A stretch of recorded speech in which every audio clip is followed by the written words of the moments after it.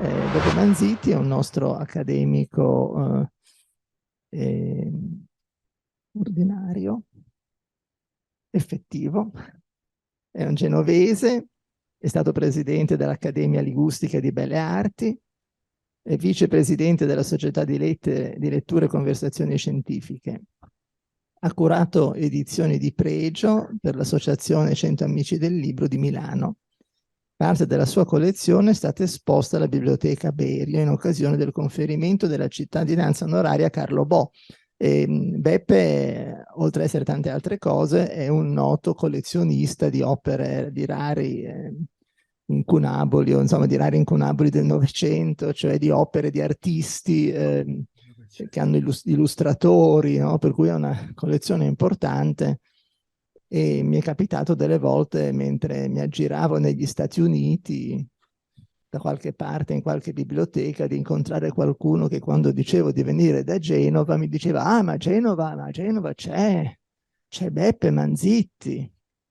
Allora ero molto orgoglioso di avere un amico così noto oltreoceano. Sì, non ne ho approfittato per dire sì, ma...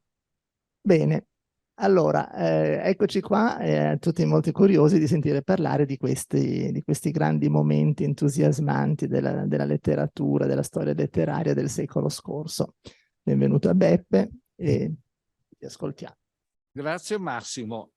Credo, devo ancora capire se hai avuto più coraggio tu o io nell'accettare questa conferenza, francamente. Credo che sia un segno di amicizia, perché un docente di lingua, di letteratura anglo-americana di chiara fama come te, che invita uno a parlare di Joyce, che è il tuo terreno, che conosci perfettamente e per il quale organizzi quello straordinario evento il 16 di giugno che ricorda il Bloomsday, a cui partecipa tutta la città nei luoghi che erano attraversati a quel tempo dai due protagonisti dell'Ulisse. Mi sorprende molto di essere qua. Ti ringrazio, devo considerarlo un segno di amicizia, però siccome stamattina mi sono scambiato una telefonata col mio omonimo Beppe Costa, che è presidente del Ducale, per farci gli auguri di San Giuseppe, ed è qua, e mi ha confessato che lui ha avuto un amore giovanile per James Joyce. E io gli ho risposto altrettanto. Ho avuto un amore per Joyce giovanile, ma non ho mai letto la recherche. Però adesso inviterei Beppe Costa a dire due parole sui suoi ricordi giovanili della lettura di Joyce e poi comincio. Grazie Beppe di essere venuto. Io ti ho creduto. Caro amico, volevi mettermi in difficoltà approfittando dell'omonimia, e quindi ieri negli auguri... No, ti confermo, mi ero appassionato a Joyce leggendo i Dubliners, che era molto più facile da leggere, e poi siccome sono un po', io dico testardo, del sangue, come dire, sardo nelle vene, quindi non so se perseverante o testardo, siccome l'Ulysses non lo leggeva nessuno, mi sono impegnato a leggerlo dall'inizio alla fine. Ero un grande appassionato di letture quando ero ragazzino, tant'è che quando avevo 12-13 anni un ritratto di un artista genovese che si chiamava Zandrino mi aveva ritratto con dei libri, già avevo 12-13 anni, quindi era un appassionato. Sapete che Genova è la capitale del libro, no? Quest'anno, e quindi ne approfitteremo. E Beppe ha scordato di dire che alcune delle sue opere sono nella mostra che c'è qua su Man Ray, quindi vi invito a vedere la mostra per vedere anche le opere. Quindi sì, mi piaceva James Joyce, ormai sono passati 50 anni da quando l'ho letto, quindi ho un vago ricordo, quindi sono qua a sentire quello che tu potrai raccontarci. Non voglio offendere persone che ne sanno molto più di me con citazioni sciocche, però sì, ti confesso che l'avevo letto con piacere. Non so più dove sia finito, però adesso un giorno me lo recupero, me lo ricomprerò e me lo leggerò. Te ne regalerò una copia. L'ultima traduzione su consiglio di Bacigalupo, però. Fantastico. Perché ce ne sono due che sono uscite di recente. Grazie. Grazie a te. Allora, mi tocca ancora qualche ringraziamento e direi che è un ringraziamento di gruppo, nel senso che hanno lavorato sulle fotografie. Comincio con la signora Paola Zucchi, che le ha scattate, che è una fotografa professionista che fotografa per le case d'asta e per i loro cataloghi. L'avvocato Federico Montaldo non è solo un avvocato, ma me le ha messe su PowerPoint. E poi abbiamo la giovane Eleonora Anselmo, che all'ultimo minuto mi sono ricordato che mancavano i sottotitoli alle immagini e lei prontamente, vista la sua giovane età, me li ha inseriti. Quindi dichiaro la mia totale incapacità tecnica. Spero di soddisfarvi sotto il profilo letterario. Allora, questa relazione vuole narrare le vicende indissolubilmente legate al capolavoro di Joyce, l'Ulisse, delle due libraie parigine, l'americana Sylvia Beach, proprietaria della Shakespeare & Company, e la francese Adrienne Monnier, proprietaria della Maison des Amis des Livres. Voglio premettere, e lo dico a Bacigalupo, che non vi sarà da parte mia alcuna divagazione critica sull'opera. Essa non spetta a me, ma a studiosi accreditati come il qui presente amico Massimo Bacigalupo. Lo ripeto, la mia conferenza racconterà solo le difficoltà che sorsero per la pubblicazione dell'Ulisses e la storia delle due straordinarie libraie parigine. Avevano aperto le loro librerie la Monnier nel 1915 e la Beach nel 1921, in un angolo di Parigi sulla Rive Gauche, in Rue de l'Odéon. Erano quindi dirimpettaie, la prima al numero 5 e la seconda al numero 12. Divennero amiche e collaborarono, secondo alcuni studiosi, erano anche legate tra loro da una relazione di natura saffica. Per questo angolo della città dedicata al libro, ai lettori e agli autori più celebri che frequentavano le due librerie, venne coniato un nome magico, quasi mitologico, l'Odeoni, da Rue de l'Odéon. Ma quello spazio fu anche visto come il porto d'approdo della vita letteraria di quegli anni e le due libraie, intermediarie come le api, scopritrici di talenti e madrine letterarie. Il diplomatico e grande poeta Saint John Perse soprannominarà la Monnier l'Adrienne française. Erano due donne determinate, appassionate e colte e operavano anche come librerie di prestito. Questa è la registrazione dei libri, la foto numero 1, presi in prestito da Hemingway.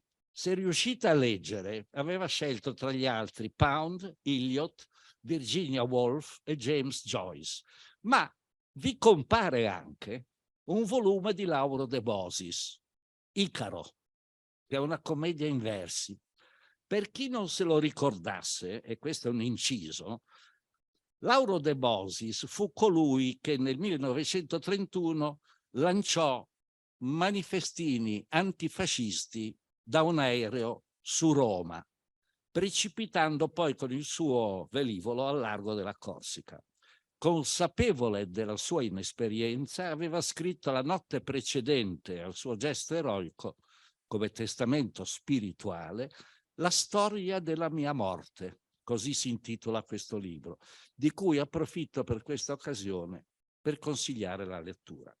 Sylvia Parigi, adesso un po' di biografia delle due libraie, era arrivata a Parigi dagli Stati Uniti una prima volta all'età di 15 anni, nel 1902, seguendo il padre, pastore presbiteriano chiamato per prestare servizio nella chiesa degli americani a Parigi. Vi ritornerà nel 2016, trentenne, dopo aver prestato servizio come crocerossina nei Balcani e viaggiando per l'Europa. Lei aprirà la sua libreria in Rue de l'Odéon nel mese di luglio del 1920. Quando la Monnier la incontrerà per la prima volta, annoterà che quella giovane americana dimostrava di avere molto humor, anzi che era l'humor impersonificato, portava capelli corti e Adrienne fece subito altrettanto. Il mestiere delle nostre libraie sarà il commercio e la trasmissione delle idee, organizzando anche colloqui e conferenze letterarie. Vi fu chi disse di loro che erano protette e guidate da una trinità: il piacere, la conversazione e l'incontro. Prima di incontrare il vero protagonista di questa narrazione, e cioè l'Ulysses di Joyce, diamo un rapido sguardo panoramico alla Parigi di quegli anni. Per Henry Miller, Parigi era considerata l'ombelico del mondo. Era anche la città attraversata dalla vertigine della musica suonata alle Folies Bergère, del cancan al Moulin Rouge, dei ballets russes, di vedette che portavano il nome di Arletty, di Mistinguett e di Josephine Baker, e di creatrici di una moda femminile più disinibita, meno provinciale. Gli abiti disegnati da Coco Chanel facevano notizia dall'altra parte dell'Atlantico. La città era invasa da turisti nordamericani, incoraggiati anche da un cambio dollaro-franco-francese svalutato, molto favorevole per loro. Ed erano anche sollecitati da dépliant che decantavano la Paris by Night. Ma non erano solo viaggiatori occasionali che attraversavano l'oceano alla scoperta dell'Europa, ma anche scrittori e artisti di cui dirò più avanti nel mio racconto, quando si incroceranno con lo scrittore irlandese e con le due libraie, le sue api regine.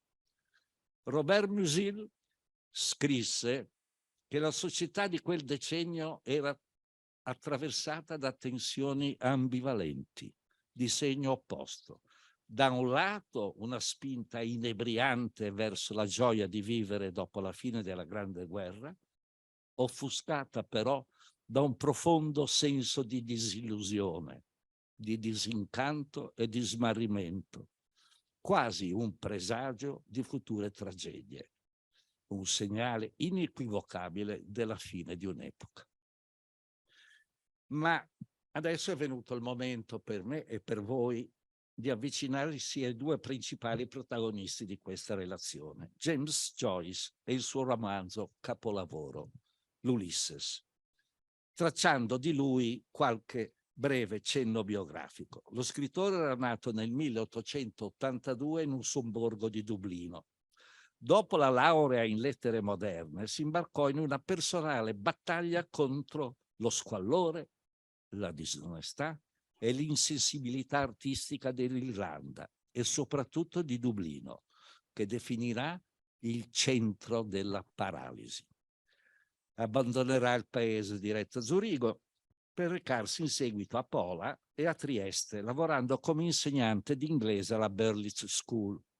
Durante la sua permanenza stringerà amicizia con Italo Svevo, che gli aveva chiesto lezioni di inglese. Ritornerà poi saltuariamente in Irlanda tra il 1909 e il 1912 per seguire la pubblicazione dei Dubliners, che gli procurerà il primo drammatico incontro con la censura. Le bozze pronte verranno distrutte perché considerate immorali e antipatriottiche. Lo scrittore lascerà immediatamente il paese per non tornarvi mai più. Ma in tutte le sue opere, come sapete, l'Irlanda e Dublino saranno sempre presenti nella sua scrittura.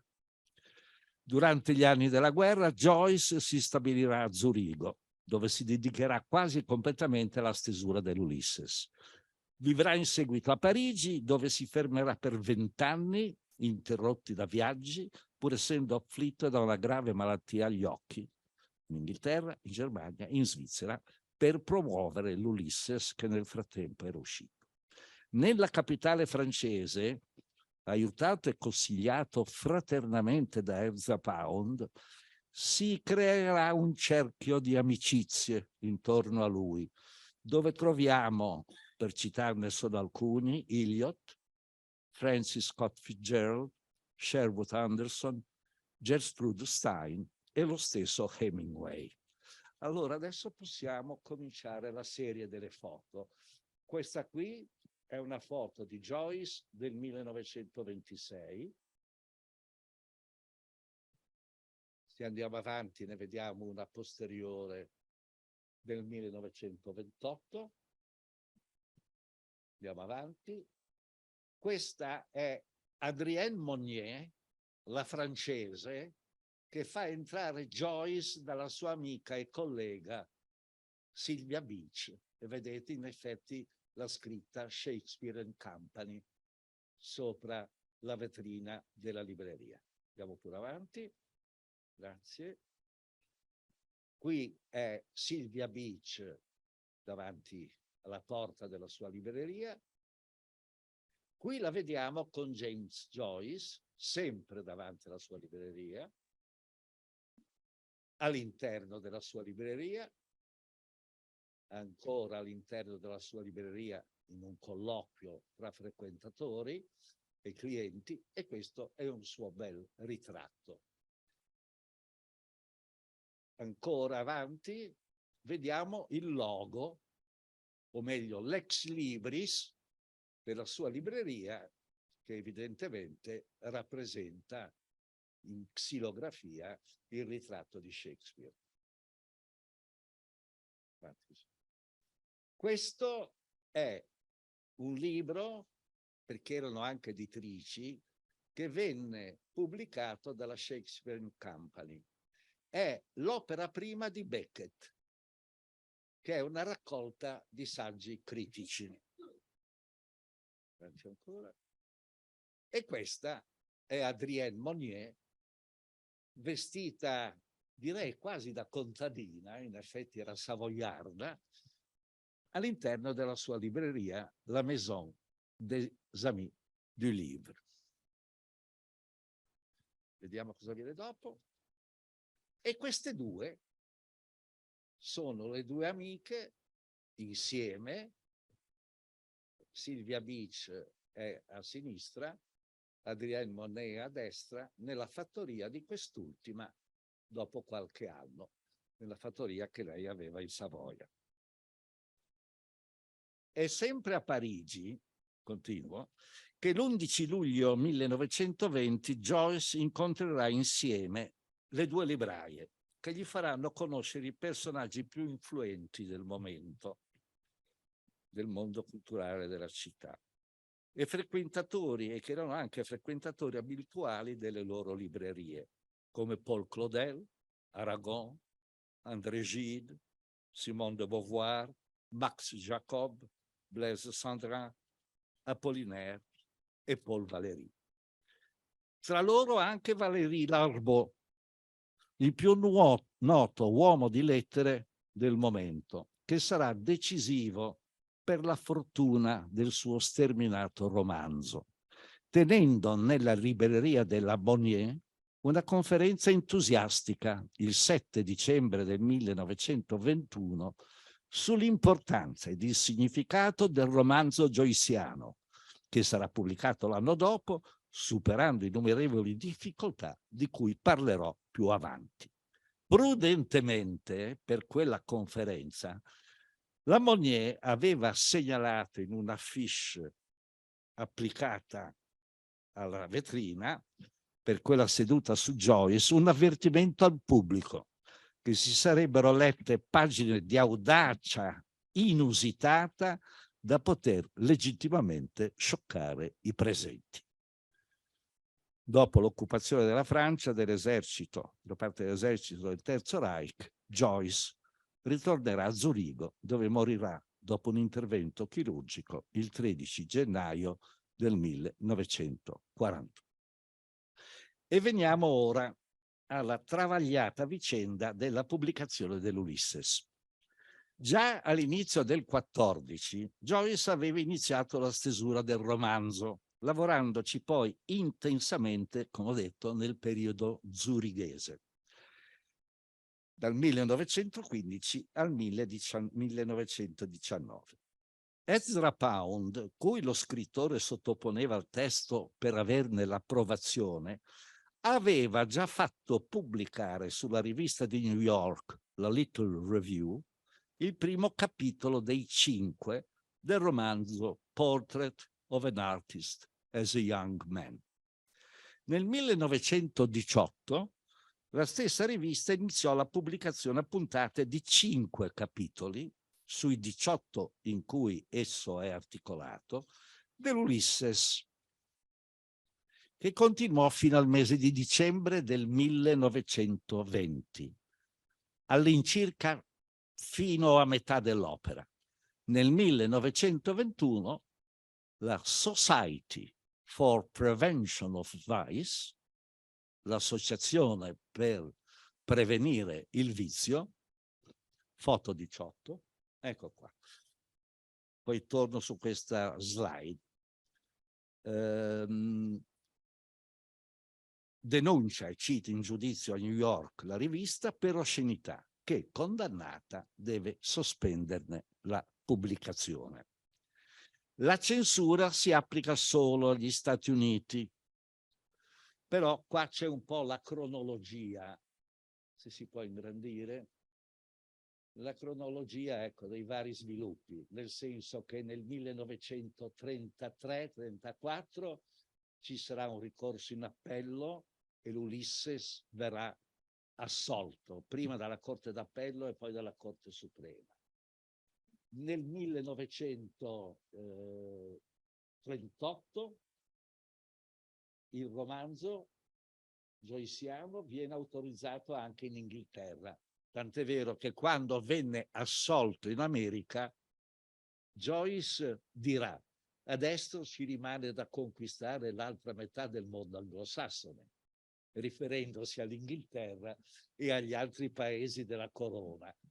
In Italia uscì per la collana della Medusa nel 1960, la collana Medusa della Mondadori, e da ultimo nel 1966 anche l'Irlanda ne permise la circolazione. In una lettera del 6 luglio 1921, Larbaud scriverà che Joyce diventerà lo scrittore più celebre, scandalosamente più celebre, aggiungendo che con l'Ulysses l'Irlanda farà un rientro sensazionale e trionfale nella letteratura europea. La Beach lancerà una sottoscrizione per la stampa del romanzo tra intellettuali, uomini di cultura e personalità di tutto il mondo. E tra loro troviamo, fra l'altro, tra i vari sottoscrittori, anche Winston Churchill. E sceglierà come tipografo il più celebrato del paese, Maurice Darentière. Il romanzo uscì seguendo un desiderio dello scrittore il giorno del suo 40° compleanno, il 2 febbraio 2022. Non c'è che dire, è un palindromo perfetto, 2-02-22. Lo stesso giorno la libraia va alla Gare de Lyon a ritirare i primi 2 esemplari. La tiratura fu di 1000 esemplari, di cui 250 su carte pregiate e 750 su carta di edizione, che andarono esaurite nel giro di poche settimane. Nel mese di ottobre ne vennero stampati altri 2000 esemplari, destinati ai sottoscrittori americani ed inglesi, che però non riuscirono a passare le dogane. Quelle americane le bruciarono e quelle inglesi le bloccarono nel porto di Folkestone.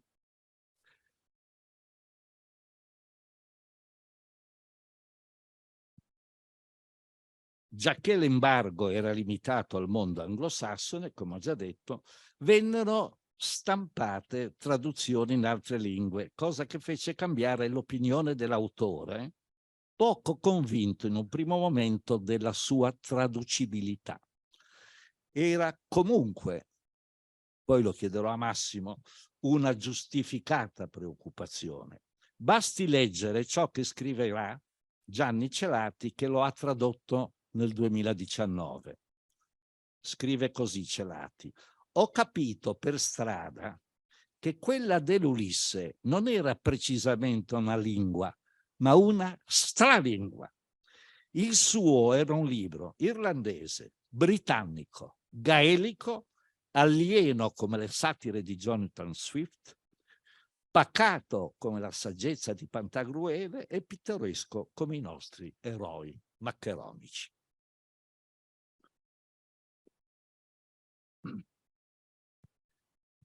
Ma ora è il momento di portare in scena anche Adrienne Monnier, proprietaria della Maison des Amis du Livre. La sua libreria verrà aperta nel 1915 grazie ad un indennizzo di 10.000 franchi ottenuto dal padre per un infortunio sul lavoro, rimettendo in sesto un vecchio negozio di armadi. Incolla subito sulla facciata un affiche che indica il costo dei libri, del costo di quelli in vendita e l'elenco degli autori di cui possiede le opere complete. Alla lunghissima lista degli autori francesi si aggiungono anche D'Annunzio, Dostoevsky, Tolstoi, Gorky, Kipling, Nietzsche, Walt Whitman e Oscar Wilde. Avviserà di avere in stock tutti i libri pubblicati dalle due maggiori case editrici di quel momento, la Nouvelle Revue Française ed il Mercure de France. La libreria servirà anche come deposito e distributrice delle riviste più significative di quegli anni, come Nord-Sud di Pierre Reverdy e Vers et Prose di Paul Fort. La sua grande e straordinaria cultura le permetterà di costruire un ponte ideale tra i grandi della classicità, la generazione ottocentesca che era ancora attiva in quegli anni e la modernità, rappresentata da autori che si chiamavano Colette, Aragon, Apollinaire, Max Jacob, Blaise Cendrain, Jean Paulhan e Tristan Tzara. Il libro è il suo firmamento interiore, ma i suoi quaderni contabili testimoniano anche la sua passione per la cucina. Era in fondo la donna di campagna che preparava per i suoi clienti. Vi troviamo confusi, e cito solo un esempio, un arrosto di maiale con le opere di Havelock Harris allo stesso prezzo di 3 franchi e 40 centesimi. Nel 1925 creerà una sua rivista, Le Navire d'Argent, che continuerà con regolarità per 12 numeri, per poi chiudere per mancanza di fondi, malgrado l'aiuto finanziario dell'amica Sylvia Beach e nonostante i quasi 400 abbonati. Sarà purtroppo anche costretta a mettere in vendita la sua biblioteca privata. Nell'invito iniziale a collaborarvi, cioè alla rivista Le Navire d'Argent, rivolta alla cerca degli scrittori che le erano vicini, Ardea ha dichiarato in maniera esplicita: non ci saranno i surrealisti. Adrienne si sentiva molto lontana dal movimento surrealista. Pur avendo frequentato per qualche tempo André Breton, il papa del surrealismo, troncò del tutto ogni rapporto, sconcertata dal loro gusto per lo scandalo e per il fanatismo dogmatico contrario, a suo parere, alla creatività interiore più pura, più genuina. Il numero 9 della rivista, del febbraio 1926, sarà quasi interamente dedicato alla coscienza di Zeno, di Svevo, ed un altro a William Blake. In uno dei fascicoli dedicato agli scrittori nordamericani verrà stampata la prima traduzione in francese di uno dei racconti di Hemingway, $50.000, no, L'Invincible, in seguito ricompreso nella raccolta $50.000, scusate. Ma la rivista segnò anche il debutto di Saint-Exupéry, pubblicando L'Aviateur, che altro non è che una prima versione di Courrier Sud, il suo romanzo di esordio, pubblicato in seguito dalla Nouvelle Revue Française nel 1929. Nel frattempo, nel 1922, la cifra degli abbonati al Salon de Lecture supererà quota 1000. Dal 1917 al 1946 organizzò quasi 30 sedute. Alcune erano dedicate a letture e presentazioni di libri, altre a dibattiti, a conversazioni, a causerie tra intellettuali amanti della letteratura, della musica, ed altre ancora a mostre d'arte.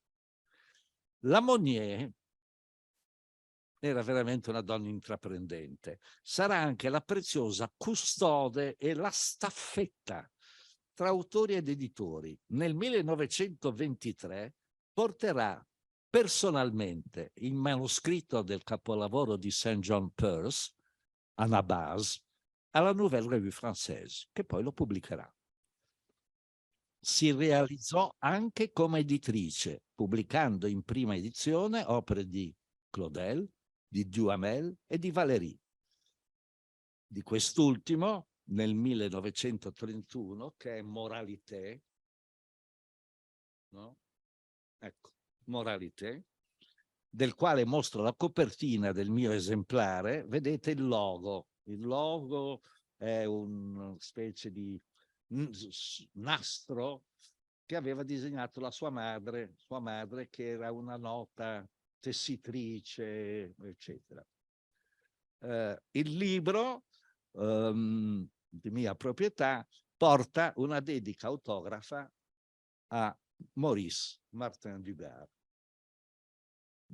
dell'autore. Ma il suo exploit editoriale resterà per sempre la traduzione in francese dell'Ulysses. La traduzione del romanzo verrà affidata in un primo momento ad Auguste Morel, poi affiancato da Stuart Gilbert, che si trovavano spesso in disaccordo tra loro. L'arbitro per la stesura definitiva della traduzione sarà Valéry Larbaud, che però porrà due condizioni: la rimozione di Morel e, qualora dovesse sorgere qualche dubbio sulle sue proprie scelte di Larbaud, la loro soluzione sarebbe stata affidata esclusivamente a Joyce. La pagina di titolo, che è questa, è una delle operazioni più brillanti di escamotage editoriale. Leggetela. Vi appare tutto il terzetto che vi aveva lavorato. Morel figura come traducteur, ma assisté da Gilbert, e il resto è entièrement revu par Valéry Larbaud avec la collaboration de l'auteur. Il frontespizio ci ricorda anche, sì, ci ricorda anche le opere di Joyce già tradotte in francese, Dédalus e Jean de Dublin, e che l'Ulisse era stato pubblicato in lingua originale nel 1922 da Shakespeare & Company, indicandone anche il nome della proprietaria Sylvia Beach. Ne verranno stampati 1000 esemplari numerati su carte diverse, esitati in un botto. più altri 252 fuori commercio, così si faceva abitualmente in Francia, destinati all'autore, all'editrice ed ai collaboratori. Uno dei 25 su carta Hollande, la più pregiata, la prima carta, con l'indicazione del destinatario, porta questa bellissima dedica di Joyce di suo pugno. To Sylvia Beach, this trophy after 7 years of war. Paris, Independence Day 1929. A Sylvia Beach questo trofeo dopo i suoi 7 anni di guerra. Parigi, Independence Day 1929. Il mio esemplare è uno invece degli 800 numerati su carta Vélin d'Arche, che deve essere stato però dell'autore, o perlomeno passato per le sue mani, perché contiene un suo biglietto da visita con parole d'accompagnamento del libro. Il libraio che me l'ha venduto con questo biglietto da visita di James Joyce, sul retro del quale si trova questo invio.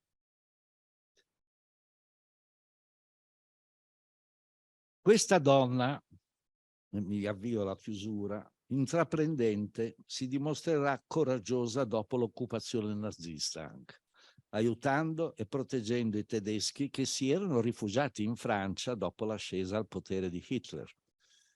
Internati dalle autorità francesi collaborazioniste in campi di prigionia, intervenne a loro favore, insieme a Gide, riuscendo a far liberare tra gli altri Siegfried Kracauer, Walter Benjamin, che poi morirà cercando di espatriare in Spagna, e Arthur Koestler. Per Koestler corse anche un enorme pericolo, nascondendolo nel suo appartamento per diversi giorni. Dopo la fine della guerra sarà costretta, per poter riprendere l'attività, a vendere dei ricordi preziosi, lettere e manoscritti di Joyce, di Giraudoux, di Valéry e di molti altri ancora, ed un ritratto addirittura, pensate, di Max Jacob eseguito da Picasso, oltre a testi e disegni di Cocteau, Mauriac, Éluard e Breton. Continuerà a ricevere ancora nella sua libreria per quanto stanca ed ammalata per qualche anno. Lascerà la libreria nel 1951, non sopportando più un fastidioso ed assordante rumore all'udito. Palestrini, la malattia di Meniere, è giusto?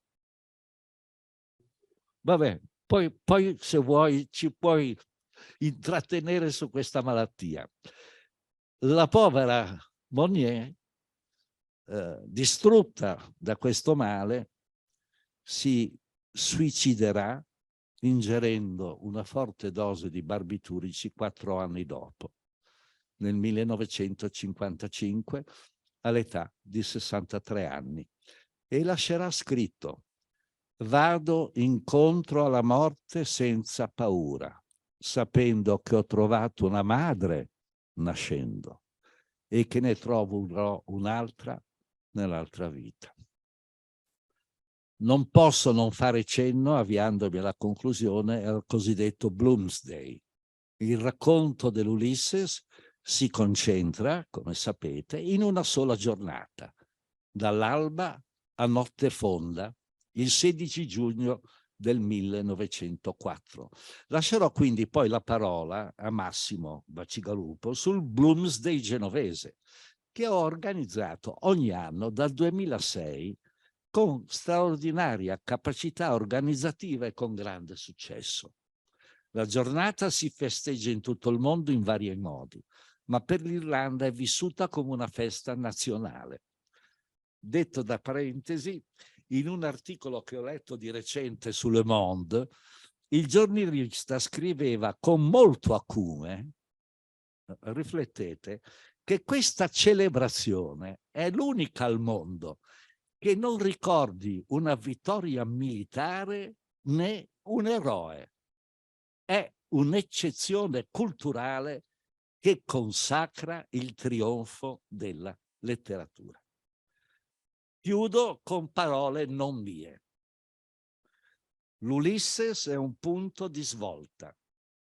Questo romanzo rappresenta una previsione del futuro, del mondo di oggi, della diversificata esperienza migratoria.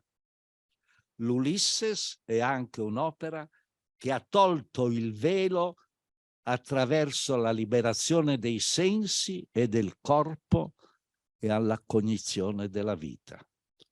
Le ha pronunciate il presidente della Repubblica d'Irlanda, Michael Daniel Higgins, poeta lui stesso, in un'intervista concessa ad un giornale italiano nel 2022.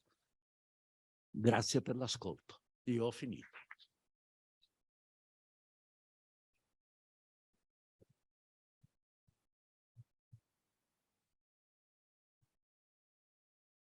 Grazie per questa bella storia di libri, è una storia di libri, siamo qui fra i libri, e anche una storia di persone, per fortuna siamo anche qui fra le persone, sono tante persone, per cui è molto bello che tanti sono venuti a sentire questo tuo perlustrazione di queste librerie, di queste biblioteche e di questi straordinari personaggi che...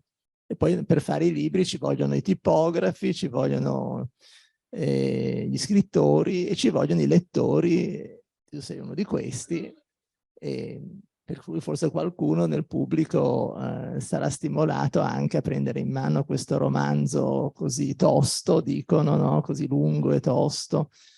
Ma tu sei forse come la persona che ti ha preceduto, uno di quelli che l'hanno letto da ragazzo, magari cercando proprio quelle pagine un po' spinte che avevano fatto sobbalzare sulle loro sedie i censori americani, ma ci vuole molta pazienza per trovare in 400-500 pagine un po' di erotismo, anche se è vero che c'è l'erotismo, ma c'è come fra tante altre cose, ed è per quello che poi il giudice ha detto, beh, insomma, un po' di erotismo nella vita, dopo tutto, è giusto che ci sia. Si può anche chiudere un occhio. E Joyce aveva anche due occhi malati, no? E comunque è bello anche il tuo ricordo di Adrienne Monnier. Mi ricordo che lo stesso Eugenio Montale parla di Monnier, l'aveva frequentata, forse conosciuta, e quando andò a Venezia a intervistare Hemingway per il Corriere della Sera, si fece bello della sua, dice sì, io conoscevo, ero amico di Ezra Pound, dice Montale, esagerando alquanto, aggiunge. E abbiamo parlato della nostra amica Adrienne. Un personaggio ugualmente straordinario è la Sylvia Beach, che poi tu non hai parlato del suo declino. Lei è sopravvissuta a lungo, credo, ad Adrienne, e ha fatto in tempo a fare delle grandi mostre sugli americani a Parigi, no? Ci fu una mostra, credo, verso il 60, no? Lei, insomma, era ancora attiva. E, naturalmente forse anche nascondendo tutte le rogne, perché poi loro si sono procurati un sacco di fastidi facendo questo lavoro, anche con lo stesso Joyce, perché Joyce non era poi una persona facile da trattare, faceva presto a dubitare della lealtà, no? Poi chiedeva sempre soldi, immagino perché era uno che non badava alle spese, no? E non risulta che abbia mai mangiato una volta in casa lui, no? O che Nora la sua coraggiosa compagna, anche era abituata insomma, a servirsi dei migliori ristoranti anche quando non c'erano in realtà i soldi per pagarli, però qualcuno poi doveva intervenire e pagare il conto. E Joyce ebbe la fortuna di trovare tutte queste persone che credettero nel suo genio anche nei lunghi anni parigini, in cui dopo l'Ulisse scrisse un'altra opera che lasciò tutti molto interdetti perché era un po' vicina al surrealismo e non era di facile lettura. E mentre l'Ulisse, dopo tutto, uno poi con un po' di insomma, con la stessa fatica che uno fa per leggere i grandi classici come la Recherche, che è stata prima citata, o tu hai citato, e così uno l'Ulisse lo legge. Però quello che poi Joyce ha scritto dopo è rimasto un po' un grande mistero, un grande punto interrogativo, anche se c'è qualcuno che si è sforzato di tradurlo. E per cui esiste, credo, anche una biografia di Sylvia Beach, non so se la conosci, che non è stata tradotta o sì in italiano, sì. che invece fa un po' la storia di questa. C'è anche la raccolta delle sue lettere. C'è anche una raccolta delle sue lettere che ho però nell'originale inglese, non so se sia tradotta. Però parlaci un po' del Bloomsday. Ma il Bloomsday, come ho detto, ci sono i lettori, e qui in Accademia già diversi anni è stato eletto un episodio dell'Ulisse, perché appunto, come molti qui presenti, qui c'è anche qualcuno che ha letto forse all'interno del Bloomsday, c'è anche un traduttore dell'Ulisse qui presente, l'autore di una delle ultime traduzioni, che è proprio un genovese, si chiama Marzagalli, per cui è uno che ha fatto la fatica di leggere, di tradurre tutta questa immensa opera. No, appunto, come tu hai ricordato, da ormai 18 anni, questo sarà il 18° anno, qui a Genova organizzo insieme con amici la lettura dell'Ulisse di Joyce dalle 9 di mattina a mezzanotte. Sono 18 episodi, ogni episodio viene letto in un posto diverso, da un gruppo diverso, che è un po' libero di organizzare la lettura come preferisce.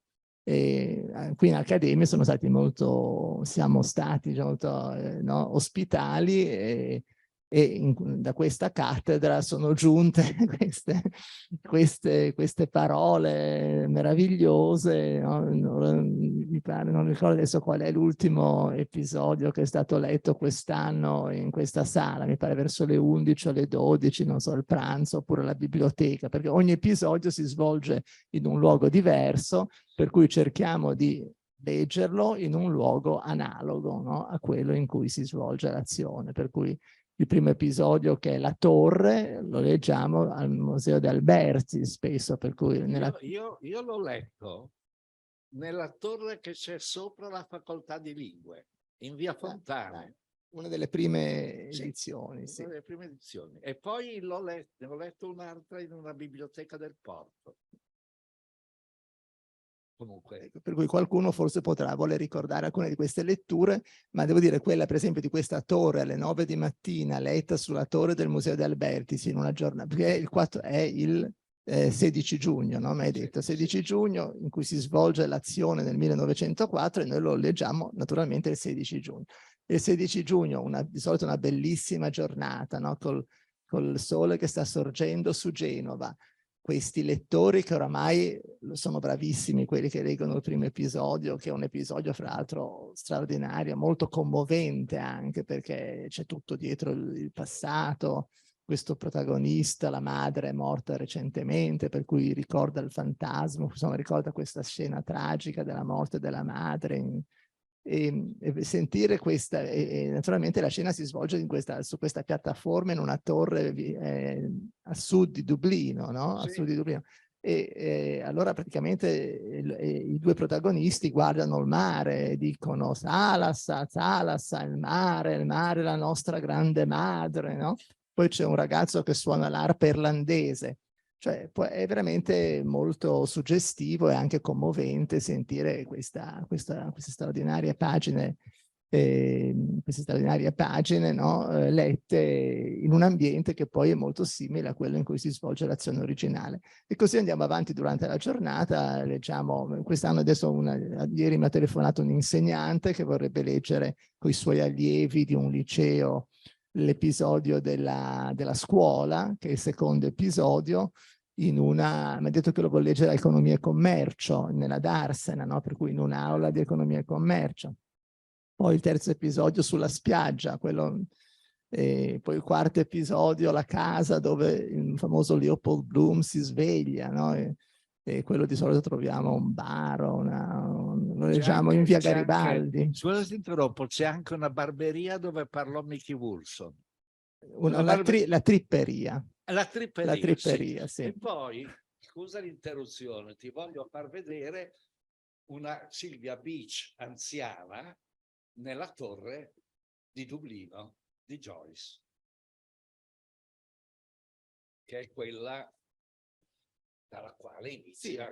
Sì, il luogo, questa torre martello, si chiamano torre martello, queste torri costruite nell'Ottocento dagli inglesi in vari luoghi sia della Gran Bretagna ma anche nel Mediterraneo, e si dice che questo termine martello deriva da mortella, cioè una torre che in Sardegna costruita dai genovesi, per cui c'è anche una relazione.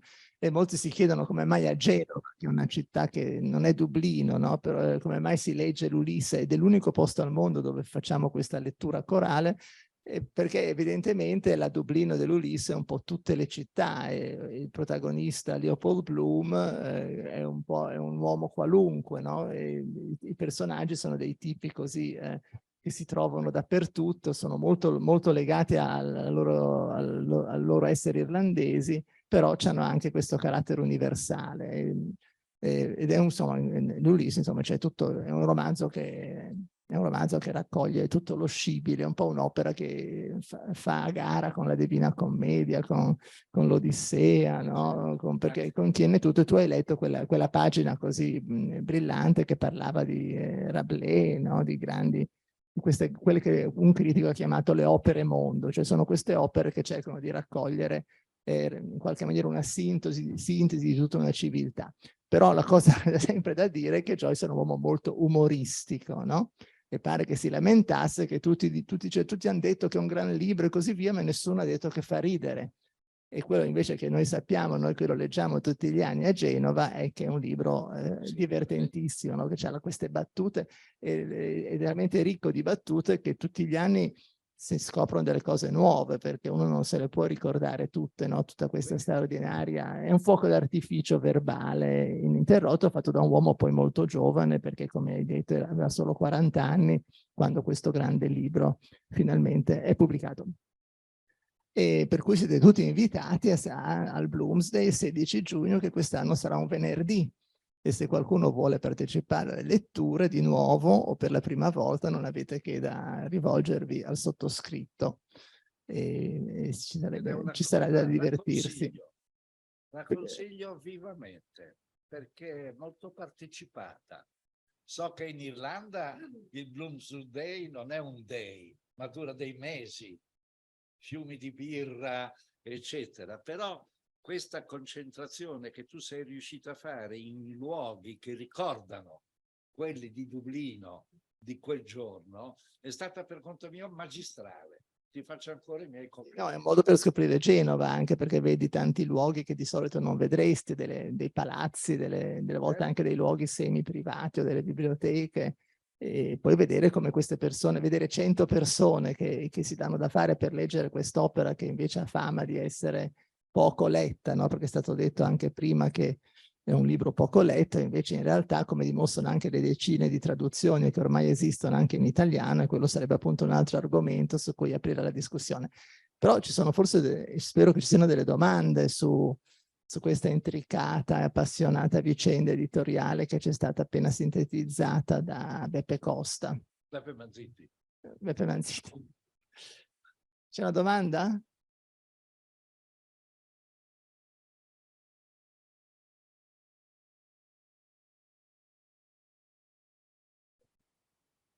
No, io vorrei aggiungere solo una cosa, ma senza voler aprire nessuna discussione, è che in effetti intorno a queste due librarie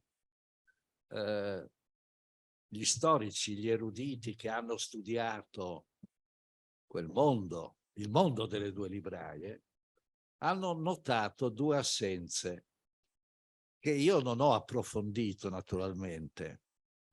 Non era solo contraria ai surrealisti, ma c'è la più totale assenza di Proust e di Céline. Ora, Céline ha scritto un grande romanzo, molto più avanti rispetto agli anni della Monnier, ma La Recherche, il primo libro della Recherche, è uscito nel 22. Non ho approfondito il tema, ecco. lo confesso, dicendo queste cose, perché in effetti il primo libro che Gallimard rifiutò e che invece prese Grasset, eccetera, eccetera, mi sembra che uscì nel 1922. E non c'è traccia di questi due autori nella biografia delle due libraie. Niente. Aggiungo, sollevando ancora, come posso dire, la mia ammirazione per queste due donne, per questo momento storico che loro hanno attraversato, per l'aiuto che hanno dato a molti autori, ai ricercati durante la guerra, queste due donne coraggiose, mica tra di loro. Aggiungo anche in chiusura questa nota negativa dell'assenza di questi due grandi romanzieri del Novecento. Veramente non sono sicuro. Tutti raccontano sempre che loro o i loro amici combinarono un incontro fra Proust e Joyce in un ristorante, in un luogo, no? Ci fu questo incontro dove i due naturalmente non dissero nemmeno una parola, non si guardarono, no? Però questo incontro ci fu, per cui secondo me non doveva essere, sì, ma no, perché poi erano due grandi egocentrici, no? E così via. Però in effetti credo che sicuramente non ignoravano né l'uno né l'altro, direi, no? Erano molto aperte. Poi ho letto molto, ho letto 3 o 4 libri per documentarmi bene, e anche della cosa più banale, che è l'indice dei nomi, no? Che è un riscontro oggettivo, non li ho trovati. No, del resto un grande collaboratore, amico, genialissimo di James Joyce era Samuel Beckett, che naturalmente frequentava e conosceva queste signore. Beckett è l'autore di un'opera critica su Proust, no? Già in quell'epoca lì, uno che scriveva su Proust e su Joyce, per cui evidentemente c'erano tutti questi collegamenti. Prego. Bellissimo evento, non essendo affatto nel mio campo, vi ringrazio doppiamente. La domanda, se è opportuna, è in questo cosmopolitismo di Joyce, che era un po' particolare, che influenza ha avuto il soggiorno a Trieste? A parte che hai già parlato del rapporto con Italo Svevo, perché siccome vado spesso a Trieste, lo incontro lì dove c'è un bellissimo bronzo che sembra quasi vivente, e ho avuto anche il piacere di andare alcune volte al caffè James Joyce, e molti anni fa ho incontrato un cameriere che claim di averlo visto, e perciò gli ho chiesto a quale tavolo sedeva, e si può ancora identificare il tavolo dove prendeva il caffè James Joyce a Trieste. Questo c'entra poco con la bellissima excursus sulle due famose libraie. Sono stato anche alla Shakespeare Company, naturalmente, però questo volevo sapere, come Trieste ha influito su Ulysses.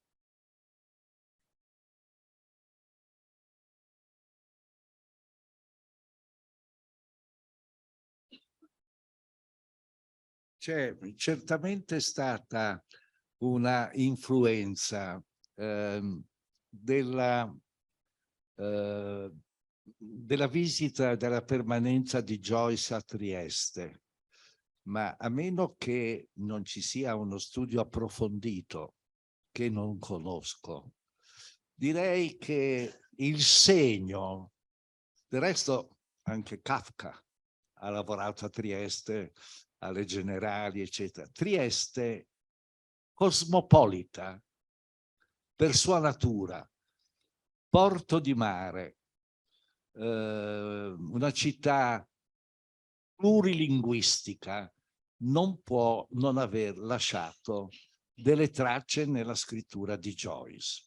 segni precisi della sua permanenza, a parte quelli che ho detto, non ne ho trovato. Forse Massimo può integrare con qualche frammento di notizia in più, ma la mia interpretazione critica, direi mentale, è che a un certo punto la sua scrittura non può che essere stata influenzata da questa città, che è una città di confine, che è una città multilingue, che è una città portuale, eccetera. Cioè, è l'ideale per un viaggio. Ma Joyce è naturalmente uno scrittore su cui esistono intere biblioteche. Non esiste un giorno della vita di James Joyce che non sia stato studiato, ristudiato, polemizzato, no? E su Trieste esiste anche lì esistono anche i saggi di Svevo su Joyce, che sono stati raccolti diverse volte anche in italiano, perché appunto c'era questo loro rapporto. Svevo stesso in qualche maniera influenza il personaggio principale dell'Ulisse, che è un ebreo irlandese, no? E poi per cui sì, c'è un libro che studia tutte il giovane Joyce che gira per Trieste, che frequenta le osterie, che parla triestino, perché si sa che in casa loro, anche quando erano a Parigi, coi figli parlavano il dialetto triestino, per cui erano assolutamente calati all'interno di questo mondo austro-ungarico. E poi Joyce, grande melomane, lui frequentava naturalmente il Teatro dell'Opera a Trieste, e l'Ulisse è un libro per melomani, perché dall'inizio alla fine ricorrono continuamente. La protagonista, la moglie di Leopold Bloom, è una avvenente, prosperosa cantante che pensa sempre come si... dalla mattina lei deve cantare Laci darem la mano no? dal Don Giovanni di Mozart, deve cantare Laci darem la mano, no? Che tu ben conosci. E allora dalla mattina, siccome loro l'italiano poi non lo sanno, Bloom, mentre cammina per strada, dice sempre: ma come si pronuncerà voglio? Perché quella GL è molto difficile per uno che non è un italiano.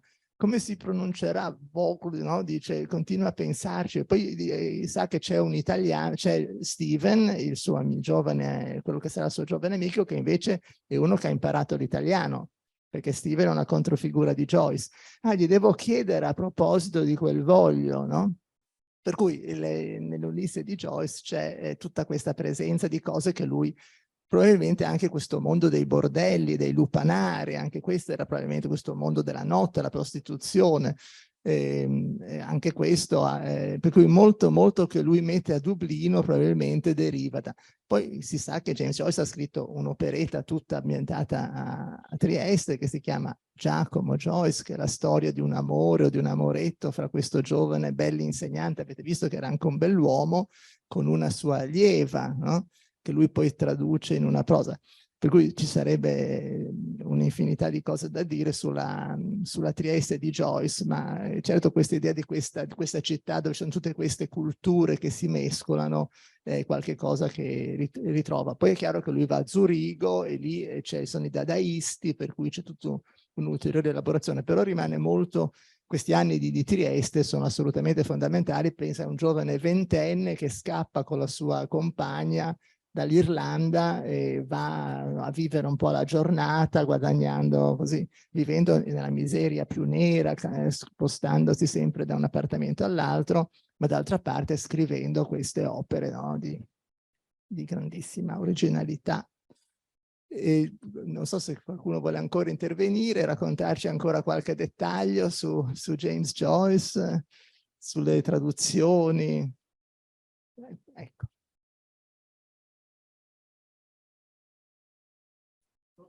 Solo una curiosità su Shakespeare & Co.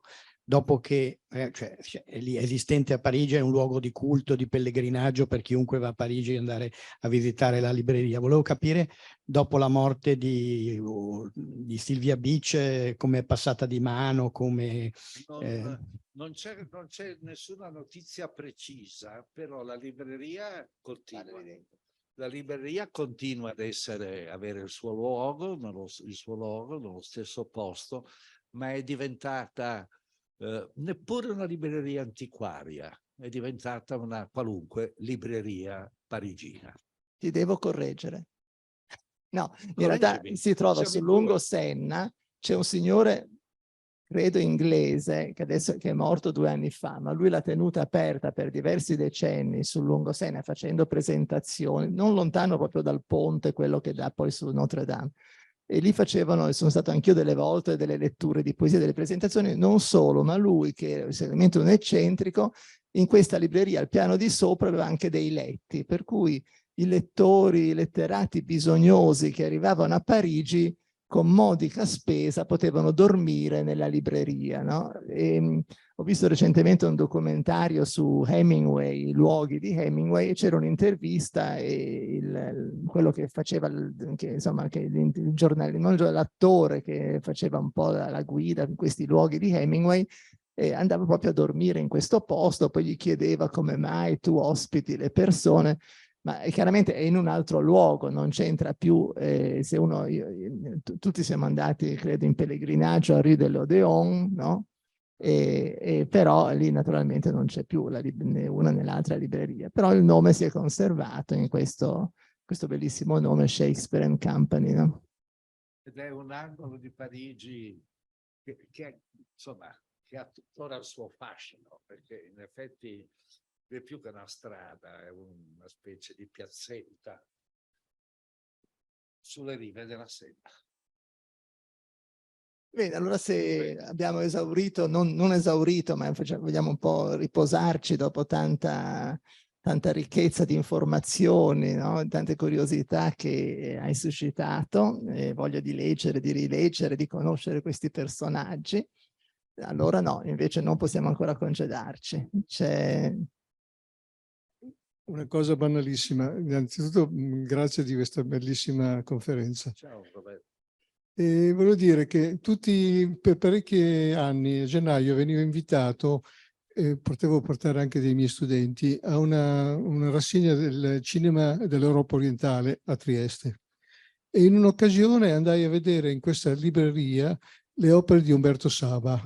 Sapete, mi ricordo questo libraio che, aprendo una cassaforte, tirò fuori questi quaderni in cui Saba aveva scritto queste sue poesie proprio di suo pugno, no? Un'emozione forte. Adesso, parlando di Trieste, una città che mi emoziona, mio padre era nato a Trieste, quindi mio nonno anche, quindi ho una certa dimestichezza con la cosa, e questo spirito internazionale formidabile, e queste statue che sembrano, qualcuno diceva, sembrano viventi, no? Sono veramente emozionanti. Comunque grazie, volevo soltanto ricordare questo particolare. Guarda, allora, se vuoi c'è del parallelismo in quello che tu hai detto e come posso dire, nella discesa o nella lenta perdita di glamour, di importanza, di intraprendenza della Shakespeare and Company con la libreria di Umberto Saba, la libreria antica e moderna, che gestiva lui direttamente e che recentemente, negli anni 90, eccetera, quando l'ho visitata, non aveva più nulla di particolarmente interessante, purtroppo. Ma Saba era anche un formidabile libraio. La sua libreria era una delle più note, più conosciute, anche quello era un luogo d'incontro di letterati, di poeti, di scrittori, di cui Trieste abbonda, e abbonda ancora oggi. E fra l'altro voglio anche ricordare che c'è stata qui in questa sede l'anno scorso una conferenza sulle traduzioni, le nuove traduzioni dell'Ulisse di Joyce, di una studiosa triestina, Elisabetta Derme, che verrà pubblicata negli atti che stiamo preparando, gli atti del 2022, per cui troverete questo saggio molto circostanziato nei nostri prossimi atti. Per cui grazie a tutti, grazie a Beppe Manzitti. e vi diamo appuntamento per settimana prossima e per la nostra prossima conferenza e anche per il Bloomsday venerdì 16 giugno 2022, quando spero saremo forse anche in questa sala a leggere un episodio dell'Ulisse. Buonasera.